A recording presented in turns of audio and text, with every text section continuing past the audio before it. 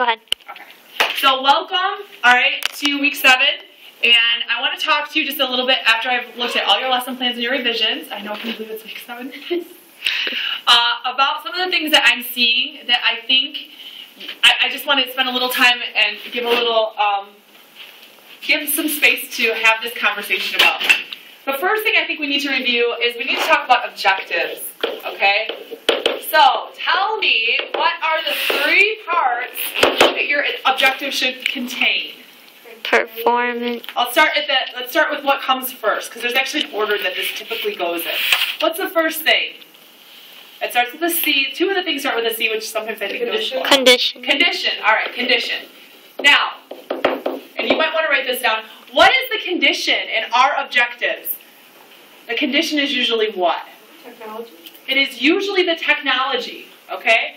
So, we might say it like this. After viewing a teacher-created PowerPoint or Prezi, we might say it like this.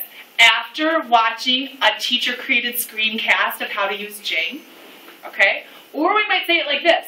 Using the Jing screencasting software, students will create create a video of themselves talking about their PowerPoint presentation. Okay? So that's the condition. The condition is, it's the technology piece, it's what tools, information is needed for the lesson. Sometimes, I think Jeremy did this, and this is okay, it might be like the introduction. After learning about U.S. regions, that would be okay. How can we incorporate technology in that after learning about U.S. regions? What could we say? After watching, after viewing a PowerPoint presentation on U.S. region. There we go. And how would we make sure, because remember that it's okay, the objective is showing us how you're using technology. How would we make sure that the person who is reading it knows that we're using technology? After viewing a teacher-created PowerPoint. There's a word I usually insert in there to make sure that they know that you made the PowerPoint. Teacher-created. I either say teacher-created or I say original. Why would I say original? Why would original be important in these lesson plans? Because whoever made the lesson plan made the PowerPoint. I'm gonna write that word out. Or I'm gonna hopefully spell it correctly. I want everyone to write that word down. Write it down. Original. Why? Why is original important? Brittany, why is it important to do original stuff in this class? Kids see the same thing every single day. They need something new, something fresh. Okay, so like when you made your video of agent operations, which by the way I just showed when I gave a tour of the EDU program on Friday, Awesome. and I showed the fairy tale stuff, okay, the fairy tale princess, and then the kids loved it. We were doing a tour with high school kids. We were talking about branding a little bit. How did you feel after you made that yourself? Honestly, pretty silly. Just silly? Yeah. Oh, I was looking for awesome. My daughter felt awesome. Are you proud to show it though? Yeah. I mean, I'm not, like, at first it was embarrassing, but after that I kind of got a little, I was like, alright, this is kind of Kim, fun. how do you feel? How did you feel after you made your video? I was like, I own it. I own it, baby, yeah! There's something, and I talked, when I taught Children's Lit, some of you took that class with me, I talked a lot about that. There's something in the power of creation. It's a uniquely human trait, but when we make something ourselves, it's really powerful. So I would like for your objectives, when you're doing the conditions, to say, after viewing an original teacher-created presentation or Prezi, after viewing a teacher-created, you can just say teacher-created if you want, PowerPoint presentation about transition words, okay? Just so that they know that it's something that you've made. All right, what else does it have besides the condition? What's the next part? Condition. Most important part is the Performance. Performance. In fact, Maynard says that if you can have, am I spelling this wrong? No, you're good. P-E-R. F-O-R. Y-I-C. Okay, once again, my brain's telling me that. My feverish brain. Okay, you can have an objective if you don't have a condition and you don't have a criteria, but you have to have what? Performance. Performance. And so one of the things I'm doing on your lesson plans is I'm going through and I'm circling the performance. And a lot of you are using words like this. Explain, the students will explain, the students will listen, the students will write. Okay? What's the problem with the word like explain? What do they explain? Mager says that in order for it to be a performance, we have to be able to do what? See it. See it. It's got to be visible. How could we visibly see explaining? What would we have to do? Just like explain everything where they can talk into it. Right. Okay, so what I would prefer, and I went through all of your lesson plans and I was able to do this, is there's a better verb. There is what I like to call the ultimate performance verb. And it goes back to what I said about original and the power of what? Creativity. Yep. So here is what I like to think of as the ultimate performance verb. Create. Okay? And there's actually a whole cable network called Create. Isn't that a powerful word?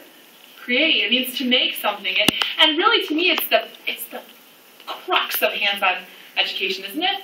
Create. Okay? So when you're looking at your objectives, do that. Just include the word create.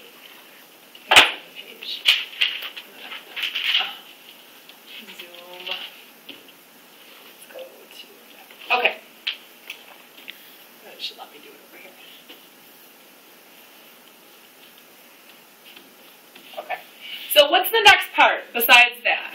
Performance. We've got the condition. What do we have so far? Say it. Condition, performance, criteria. What is the criterion? What is that about? Like for mine, like they have to have that variable number and operation included. Like same with what they and think about what you just made when we talked about our lecture last Monday. What were we talking about? Making what? Everyone was looking at how we're going to assess and what we were making. rubrics. Rubrics, right? And so we were looking for actual things that we could find. So when you're looking at the criterion, you actually are looking at like a checklist of what kinds of items do you want to see.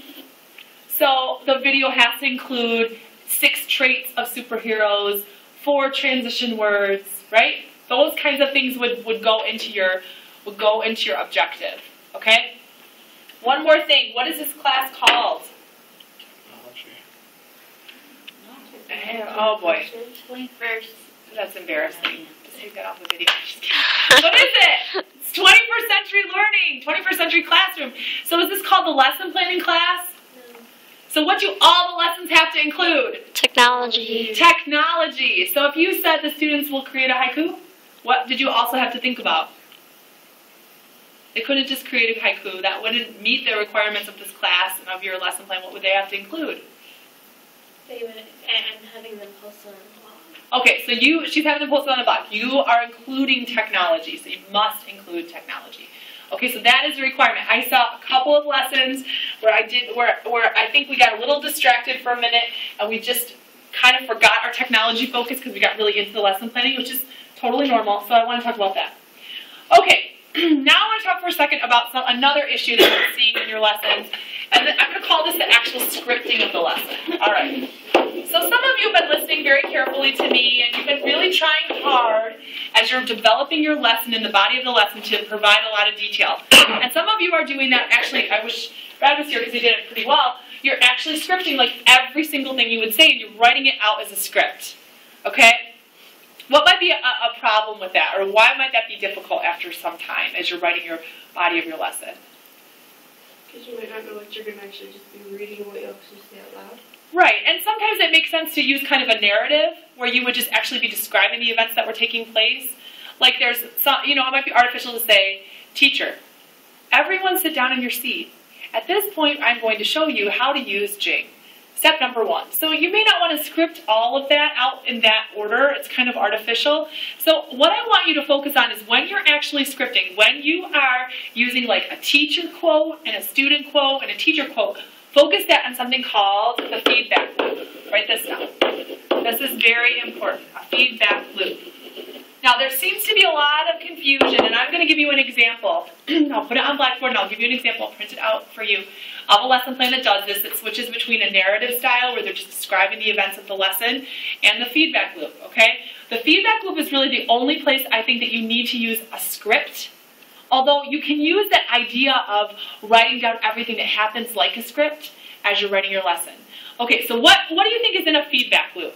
First of all, what is the feedback loop? I'll switch over to this one. What's a feedback loop? What is it? The teacher, student, teacher. It's the questions that you're going to be asked. Question And and the possible answers that you will be receiving from the student. we'll say that's like the word cloud, right? Answer, right? Question. Oh, that's kind of a really crappy drawing. I'm really gonna work on my drawing skills. Answer, right? But we're making it so that we come right all the way back up to the top to the question. Okay. So I'm gonna describe. I don't like this diagram. I'm going to describe a feedback loop for you that I recently had with my daughter. And I'm hoping that this will kind of help you figure this out, okay? So my daughter is 5, and she's in the car. And she made a statement to me in the car, because I try to really focus on having conversations when we're in the car.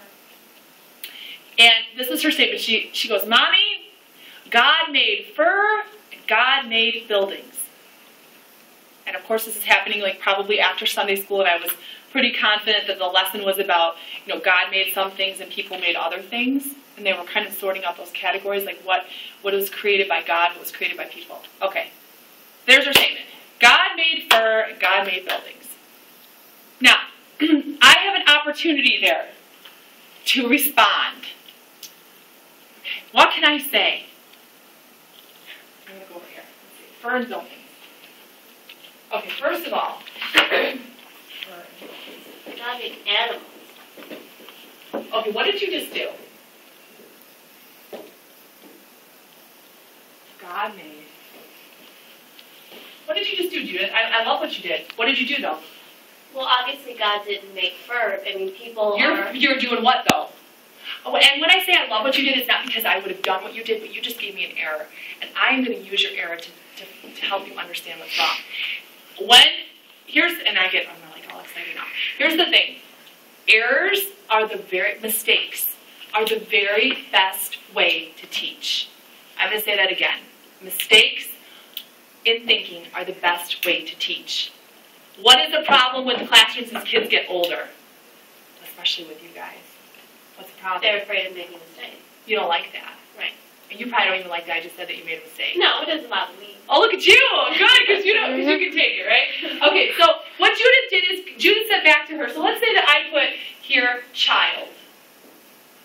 And here's her quote. God made fur, and God made buildings. Now, she's saying this conversationally to me, so she's kind of asking a question, right? Mommy, God made fur, and God made buildings. It's kind of her question to me, right? So now I'm going to respond, right? So I'm going to put this as teacher, and you would say, well, God made animals, and God made fur. Mm-hmm. Well, what did you just do? What did you leap right into? Correcting her? You fixed your mistake. Mm-hmm. Okay, so now I remember when I said that I'm Socratic. I'm a Socratic teacher. Do you remember that? What did that mean to be Socratic? What does that mean? How do I teach? By asking what? Questions. Yeah. So let's see if I can help Eden fix her error, not by telling her her mistake, but by asking questions. Let's see if you guys can fix it. What do you say next? Where does fur come from? Good. Eden, can you tell me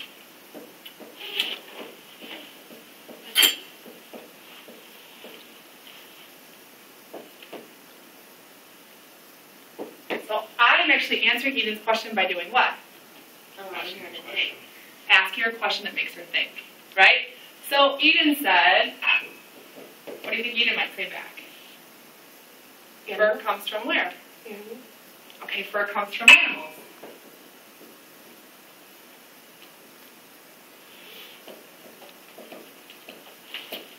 Okay, so now what is my next response? So then what do I say? Do all animals have fur? I could say that. Let's close the loop kind of fast here. And where did buildings come from? Okay, so but how do I know, what did Eden say? Eden said that fur came from where? God. Fur came from God. Who made animals? There we go. Excellent. I actually took a class in college called logic, and we used to do this. We would like put logical arguments out, and we would actually assign, this sounds crazy, but mathematical values to everything, like trying to prove statements with A and B, and I think that it probably had a profound impact on the kind of teacher that I am. Because I do try to logically solve problems in this way by using this question structure. Okay, so who made animals, Eden? Can you kind of hear this happening in my car, this conversation? What does Eden say back to me? God. God. So now I've shown Eden that what? That she's what? She's right. She's right about fur. God. So Eden, so now I have to help her see that. You're right. God made animals. So what's my next logical step? Now what do I have to help her see? Who made buildings?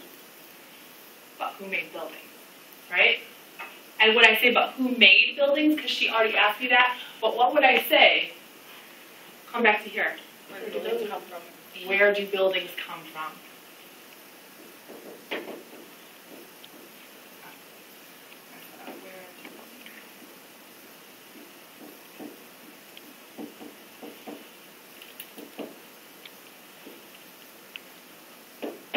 And then hopefully, what does Eden get from that? What happens to Eden? She starts with a kitty, God did a big building. There's a big pause in the back of the car.